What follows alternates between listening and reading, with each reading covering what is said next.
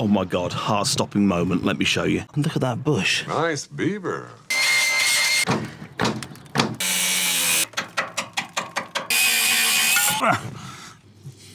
She is gone. Ah! So welcome back to the Dadskillz car channel. Now this is my 2003 Ford Focus that I call Freddy.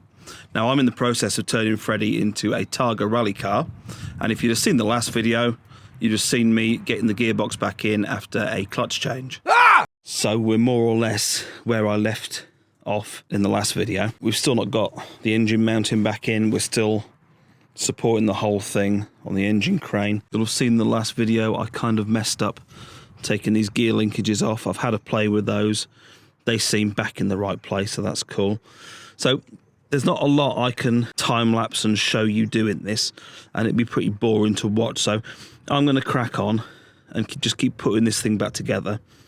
And then I'll stop at various intervals and we can have a look and see how far I've got. A few inches later. Good progress is being made. So we have starter motor, not that you'll be able to see anything.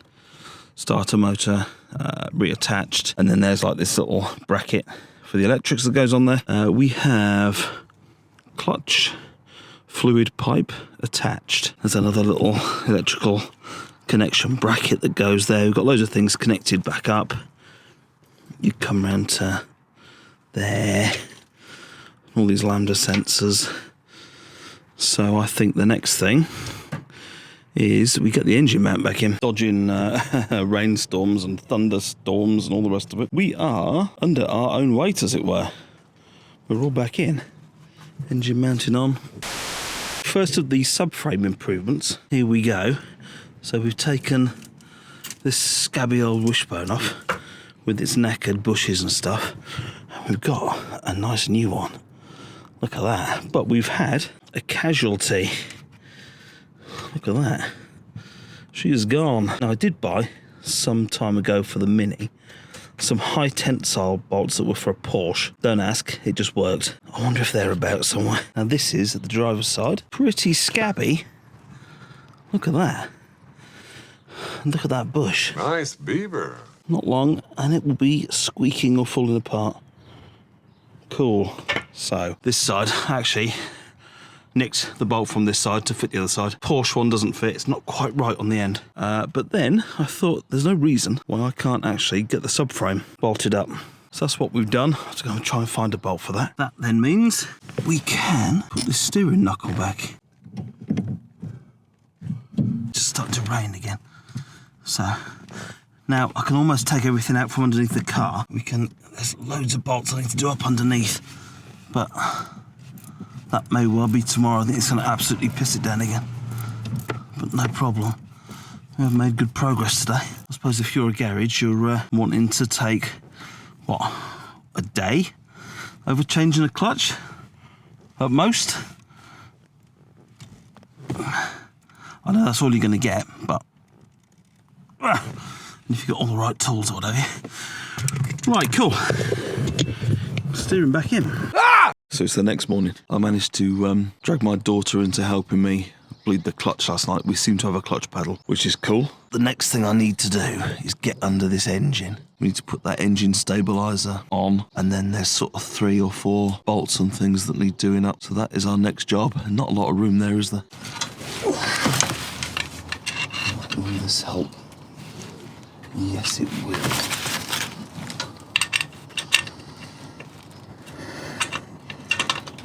Yes. There were like 4 bolts I had to get in down there, down with the starter motor, and then continuing down around the bell housing. Speedo sensor is in and plugged in. Engine mount stabiliser thing is in and on. Next thing I want to do is get these new drive shafts in, so then I can fill the gearbox up with oil.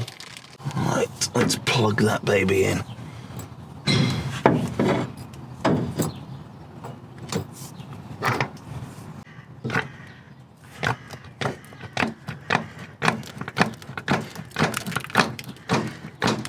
Right, that, I think, is in.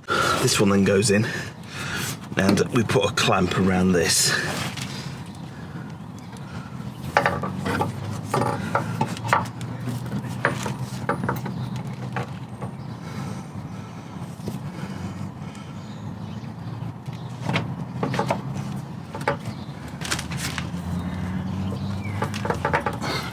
Right. That appears to be that. Right, I'll get the clamp.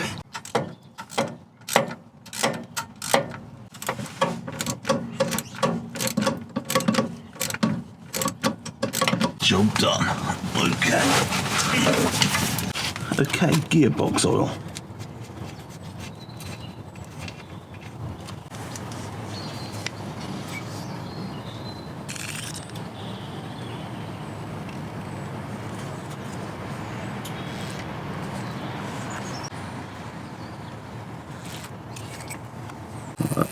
That's all I can get out of that one for a moment.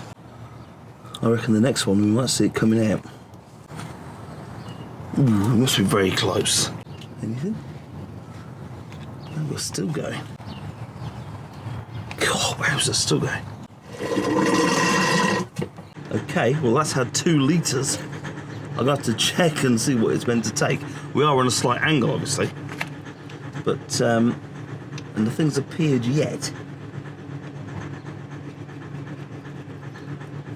Oh my God, heart-stopping moment, let me show you. I'm just screwing that back in. I start seeing oil dripping down there and I'm thinking, oh shit.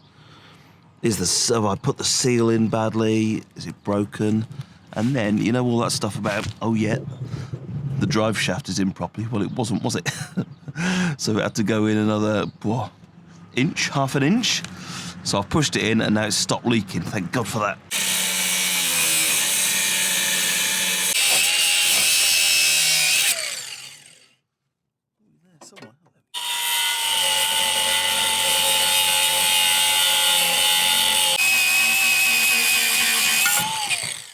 Okay, so I could, in the end, see no reason why this couldn't go back together. It looks like they've put new brake pads on, should I say. But the discs are awful, especially the other side.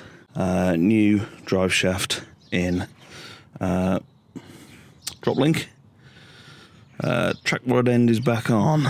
We have a new bolt in the bottom there for the bottom ball joint. We have a new wishbone, very nice. Driver's side complete. So things to know on this side. That is the Porsche bolt. I've got some on order. It'll be in the car a week at most, but we're not going to be doing a lot of driving around. So the next thing is new drop link, new wishbone, track rod end back in. So in no time at all, really, we've got the drivetrain put back together and she's ready to rock and roll. Now, the one thing I do want to do before I put it back together is grind off any rust I can get to and rust convert it. And then while the converter's on, we can then start putting the rad on and stuff like that.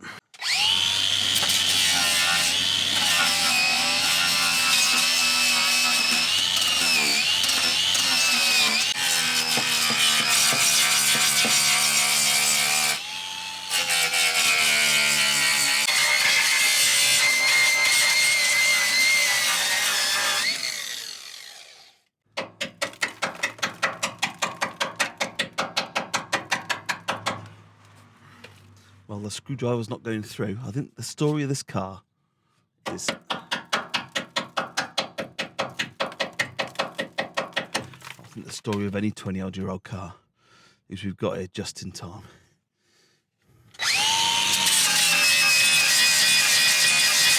Rust converted for the first time. We'll leave that to dry. We will actually rust convert it again. I've stuck some right down there. Okay, passenger side. We've had a little cursory go up there. The worst thing this side is the wing.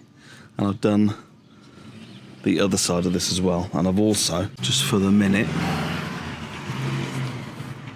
just done that bit of rust that was forming there. But like I say, sometime in the near future when it warms up and we can trust the weather, we'll paint all this wing again. So at that point we may stone chip this bottom bit and then spray it up. One thing that won't be going back on are these things. Now we've got one each side. In the inside of the wing up against where the door opens, and I don't know what they were for, whether they were some sort of sound deadening. They certainly weren't to stop rubbish getting anywhere, because these things, when they get wet, look at that. Imagine having that sat in the bottom of your wing, rusting the thing out, so they won't be going back on. Right, I don't know if you remember, but I took this off with the slam panel on. I've taken that off now, because I think that's what we need to do. This looks like it goes that attaches to there. Right, I'm just going to attach this, and then I'll be with you. Lots and lots of cables and stuff to connect. So now this, without its AC radiator on the front, if you remember, and all this started. This isn't the right way up. How interesting. Oh, okay. Oh, there we go. We now have more room this side for this bigger fan. There we go. That's more like it. Now, with the slam panel off, we should start connecting stuff up. Any ideas? What the hell is that? And why was it just cable tied? Looks like a sort of temperature sensor or something, but I don't know. This is now where it should be. I think we can get rid of these bits. I'll put it there to start with, and then I had to undo these pipes and turn it this side. That's that. Right, we're going to get rid of that.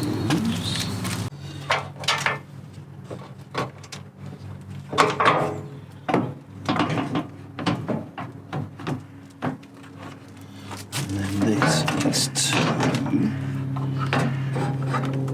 slot onto there. Before we go any further, engine-wise, we are going to treat what we rust converted. That looks awesome. Hopefully, that should provide the protection I'm after. Don't know what to say about the cans though. That one, I've heated them up, tried my best, but this thing is just, I doubt I'll be able to use that again. One came when the top was broken off, and this one is okay. So we're going to do the other side. Ooh, it looks so good. I'm looking forward to doing the underneath there. Look at that. That should do the trick, shouldn't it? So, back to the engine bay. I almost forgot to put its nostril back on. We may as well start it, run it up to temperature, and just make sure it's all okay, because we haven't actually driven it a right lot since we did the cam belt. So, positive first.